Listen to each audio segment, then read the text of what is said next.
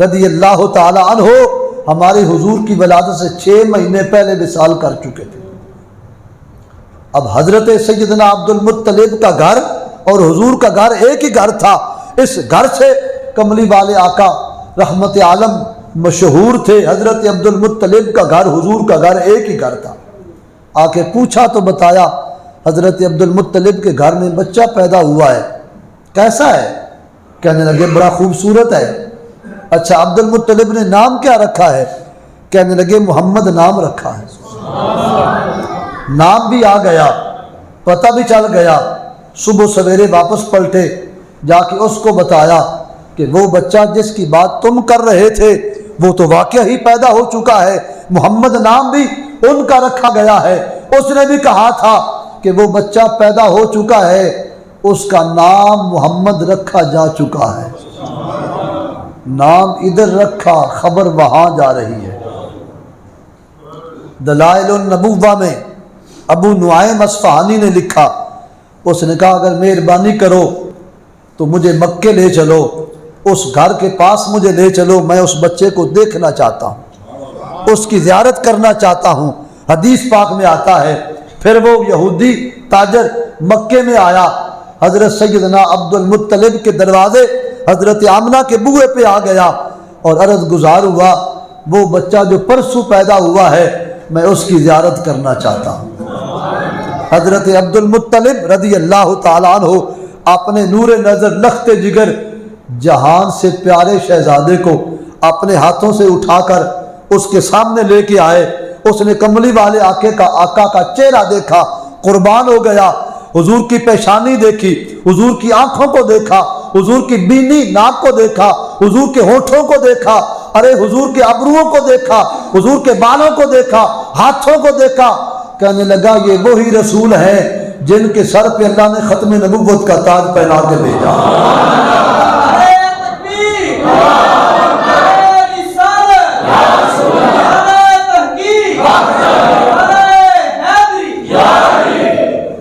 یہ وہی رسول ہیں جن کے سر پہ اللہ نے ختم نبوت کا تاج پہنا کے بھیجا ہے۔ بابا جی اگر اجازت ہو تو میں اس بیٹے کو کندھوں کی طرف سے دیکھنا چاہتا ہوں۔ حضرت سیدنا عبد المطلب نے فرمایا کیوں، کیا وجہ ہے؟ حضور ایک نشانی ہے، میں اس کی زیارت کرنا چاہتا ہوں۔ حضرت عبد المطلب نے حضور کے کندھے مبارک اس کی طرف کیے۔ حدیث میں آتا ہے جب اس یہودی نے حضور کی مہر نبوت دیکھی غش کھا کے گر گیا۔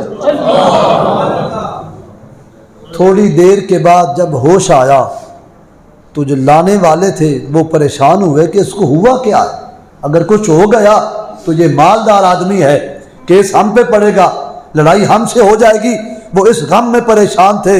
جب اس کو ہوش آیا تو پوچھنے لگے تجھے کیا ہوا ہے؟ اب سنو، اس نے کہا اے قریش مکہ، میں اس لیے غش کھا کے گر گیا ہوں کہ عرصہ دراز سے رب کائنات نے نبوت کو بنو اسرائیل میں رکھا ہوا تھا اور اب سے نبوت اللہ نے عرب میں بھیج دی ہے، تمہارے قریش خاندان میں نبوت کو بھیج دیا گیا ہے۔ سنو، میں دیکھ رہا ہوں یہ وہ بچہ ہے، اس کے چرچے آسمان پر بھی ہوں گے، اس کے چرچے زمین پر بھی ہوں گے۔ اعلیٰ حضرت کی روح بھی وہاں ہی کہیں پاس تڑپ رہی تھی، حضور کا طواف کر رہی تھی۔ اعلیٰ حضرت بولے کہ عرش پہ تازہ چھیڑ چھاڑ، فرش پہ طرفہ دھوم دھام، کان جدھر لگائیے تیری ہی داستان، کان جدھر لگائیے تیری ہی داستان۔ سونیا اذانوں میں تیرے تذکرے ہوں گے، کلمے میں تیرے ذکر ہوں گے، نماز میں تیرا نام آئے گا، زمین پر بھی تیرا نام ہوگا، آسمان پر بھی تیرا نام ہوگا۔ مفتی احمد یار خان بولے، فرماتے ہیں یہ بات تھوڑی ہے، بات آگے والی کرو۔ جی کیا کریں؟ فرماتے ہیں آدم علیہ السلام کی توبہ میں حضور کا نام، نوح علیہ السلام کی کشتی میں حضور کا نام، ابراہیم علیہ السلام کی آگ میں حضور کا نام، اسماعیل کی چھری میں حضور کا نام، ہر نبی کے زمانے میں حضرت موسیٰ علیہ السلام کی عصا میں حضور کا نام، حضرت عیسیٰ روح اللہ کی تقریر میں حضور کا نام۔ یہ حضور جان عالم صلی اللہ علیہ وسلم کا ذکر پاک ہے۔ اب آخر میں وہ روایت بیان کروں گا لوگ پوچھتے ہیں کہ حضرت ابو بکر صدیق کے زمانے میں اتنی بار سب ربیع الاول آیا تو انہوں نے میلاد نہیں کیا، فاروق اعظم کے زمانے میں اتنی بار 10 سال امیر المومنین رہے تو ان کے زمانے میں 10 سال ربیع الاول شریف آیا ہے، انہوں نے میلاد نہیں منایا۔ میں صحیح روایت آپ کے سامنے بیان کرنا چاہتا ہوں، حضرت سیدنا فاروق اعظم دوسرے خلیفۃ المومنین بنا دیے گئے۔ سارے مسلمان صحابہ نے حضرت فاروق اعظم کو اپنا حق نما اور رہنما پیشوا امیر المومنین تسلیم کر لیا۔ کوئی ایک بھی ایسا نہیں تاریخ بتائے، حدیثیں تو ہیں ہی، حدیث تاریخ بھی نہیں بتاتی کہ کوئی ایک بھی ایسا نہیں تھا جس نے حضرت فاروق اعظم کو ماننے سے انکار کیا۔ سب متفق، اہل بیت پاک تمام صحابہ فاروق اعظم پر متفق تھے۔ اب حضرت فاروق اعظم حج کا موسم آتا، ایک خطبہ ارشاد فرماتے، تقریر کرتے، حج کے موقع پر مسجد نبوی میں آ جاتے اور منبر حضور پہ کھڑے ہو کے فاروق اعظم تقریر کرتے۔ جب مجمع اچھی طرح لگ جاتا نا تو فاروق اعظم فرماتے، اے میرے پاس بیٹھنے والے، مسجد میں آنے والوں، بتاؤ تمہارے اندر کوئی سواد بن قارب نام کا آدمی ہے؟ ہر سال پوچھتے، سواد سین کے ساتھ، سین واو الف دال، سواد بن قارب رضی اللہ تعالیٰ عنہ، تمہارے اندر کوئی اس نام کا آدمی ہے؟ لوگ کہتے کوئی نہیں۔ سال گزر جاتا، اگلا سال آتا تو پھر آپ خطاب کرتے، پھر آپ پوچھتے کہ تمہارے اندر کوئی سواد بن قارب بندہ حج کرنے کو آیا ہوا ہے؟ تو لوگ کہتے کوئی نہیں آیا۔ حضرت سیدنا برا بن عازب کہتے ہیں، میں نے آپ کی یہ خطاب والی بات سن کے نا، جب آپ فارغ ہوئے تو میں نے آپ سے پوچھ لیا کہ جناب ہر روز یہی خطاب کرتے ہو، سواد بن قارب آئے ہوئے کہ نہیں ہوئے؟ کوئی وجہ ہے تو بتاؤ، کیا مسئلہ ہے ان کے ساتھ؟ اب سنو، حضرت فاروق اعظم امیر المومنین خلیفہ دوم فرماتے ہیں، میں ان سے ان کے اسلام لانے کا واقعہ سننا چاہتا ہوں، میں ان سے ان کے اسلام قبول کرنے کا واقعہ سننا چاہتا ہوں۔ حضرت سیدنا برا بن عازب کہتے ہیں، پھر اگلا سال آیا نا تو حضرت سواد بن قارب بھی آ گئے۔ انہوں نے ان کو تلاش کر رکھا تھا اور ان کو پتہ تھا فاروق اعظم کی عادت مبارکہ کا۔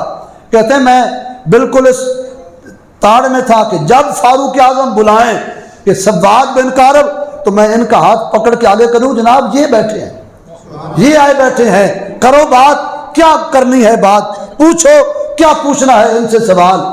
تو آج اسی طرح فاروق اعظم نے پھر خطاب کیا۔ خطاب کے دوران آپ رک گئے، حضور کی تعریف کرتے کرتے رک گئے، کہا کہاں ہے سواد بن قارب؟ حضور میں حاضر ہوں، حکم فرمائیے۔ فرمایا یہاں آ جاؤ میرے پاس اور یہاں کھڑے ہو کے اپنے اسلام لانے کا واقعہ بیان کرو۔ حضرت فاروق اعظم رضی اللہ تعالیٰ عنہ فرماتے ہیں کہ ان کو میں نے اپنے پاس بلا لیا، میں نے کہا کرو واقعہ بیان، کس طرح تم مسلمان ہوئے؟ کہتے ہیں اے امیر المومنین خلیفہ دوم، میں ان دنوں ہندوستان میں گیا ہوا تھا، ہند میں، اور 1947 تو پہلو اس جگہ کا کی نام سی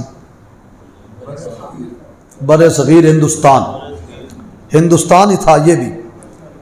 وہ سواد بن قارب کہتے ہیں کہ میں ہندوستان گیا ہوا تھا اور کسی کام کی غرض سے میرے کچھ وہاں مہینے لگ گئے، کچھ دن مجھے وہاں ٹھہرنا پڑا، اور ٹھہرتے ٹھہرتے ہوا یہ کہ میں صفائی ستھرائی، تلاوت قرآن، صفائی اور ستھرائی کا اہتمام کرتا تھا۔ ابھی تک کلمہ تو پڑھا نہیں لیکن صفائی کا اہتمام اپنے پرانے مذہب پر ہوتے ہوئے پاکیزگی کا انتظام رکھتا تھا۔ ایک جن میرا دوست بن گیا، جن میرا دوست بن گیا، ہر روز میرے پاس آئے، میرے ساتھ باتیں کرے، میں اس کے ساتھ کروں۔ کہتے ہیں وقت گزرتا گیا، وقت گزرتا گیا، آج وہ جن میری خواب میں آیا اور مجھے جگا کے کہتا ہے سواد بن قارب اٹھو، ہوش کرو، عقل سے کام لو، جاؤ مدینے میں وہ آخری رسول تشریف لا چکے ہیں جن کو اللہ نے ختم نبوت کا تاج پہنا کے بھیجا۔ حضرت سواد بن قارب کہتے ہیں کہ میں نے اس کی خواب والی بات کو سنا، میں نے اس کی بات کو آیا گیا کر دیا۔ صبح دن گزرا پر میری طبیعت میں کچھ ہلچل مچ گئی، مچلی ہوئی تھی میری طبیعت۔ دن گزرا، رات ہوئی، رات کے وقت پھر وہ آ گیا، اس نے جھنجھوڑا اور کہا کہ اٹھو، غور کرو، جاؤ مدینے میں، وہ رسول پاک مدینے میں جلوہ گر ہو چکے ہیں، جاؤ ان کے پاس، تمہاری نجات انہی کے پاس ہے۔ کہتے ہیں میں نے پھر بھی کوئی بات دھیان نہیں دیا۔ دوسری رات گزر گئی، تیسرے دن میں میرے دل میں اور اشتیاق بڑھ گئے، محبت کملی والے آقا کی میرے دل میں اور آ گئی۔ کہتے تیسری رات میں سویا تو وہ ساری رات میری خواب میں حضور کے قصیدے پڑھتا رہا، حضور کی تعریفیں کرتا رہا، جن حضور کے آنے کے جملہ حالات بیان کرتا رہا کہ وہ جب آئیں تو اس طرح بھی ہوگا، وہ جب آئے تو یہ بھی ہوا، ان کی شان یہ ہے، ان کا رتبہ یہ ہے، یہ سارے حضور کی خوبیاں وہ جن سواد بن قارب کے سامنے بیان کرتا رہا۔ کہتے ہیں صبح اس نے کہا کہ اب تم ضرور جاؤ، ان کی خدمت میں حاضر ہو جاؤ اور ان کا کلمہ پڑھ کے مسلمان ہو جاؤ، اسی میں تمہاری نجات ہے۔ حضرت سواد بن قارب کہتے ہیں کہ میں پھر صبح سویرے اٹھا، میں نے سامان باندھا، جس کام کو آیا تھا وہ نہیں ہوا تھا، میں نے چھوڑ دیا، میں سیدھا مدینے پاک میں آیا۔ اب سنو، کہتے ہیں مدینے پاک میں آیا، مسجد نبوی ہے، حضور کی جلوہ گری مدینے میں ہو چکی ہے، میں مدینہ پاک میں آیا اور کملی والے آقا اپنے یاروں کے جھرمٹ میں بیٹھے، جیسے چاند ستاروں میں جگمگ کر رہا ہوتا ہے۔ حضور کے اصحاب حضور کے چار چپیرے حلقہ بنائے بیٹھے ہوئے تھے۔ حدیث پاک کے لفظ ہیں، کملی والے آقا فرماتے ہیں کہ سواد بن قارب جب ہمارے پاس آئے، ابھی وہ دور ہی تھے، کملی والے آقا کو قریب پہنچ کے سلام کیا تو کملی والے آقا نے فرمایا اے سواد، مرحبا، تیرے آنے کو ہم خوش آمدید کہتے ہیں۔